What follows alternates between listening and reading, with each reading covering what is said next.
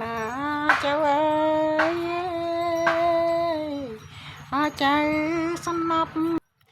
ចៅគេញ៉ាយឲ្យស្ងប់ក្នុងចិនដែរយាយនៅថ្នាំងថ្នមមិនឲ្យប្រុសជីវ៉ារងាឯកាយាយនៅអត់ថ្នមថ្លៃអូណាចៅអើ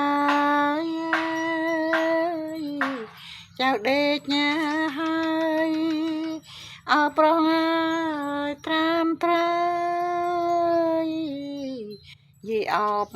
នឹងដៃ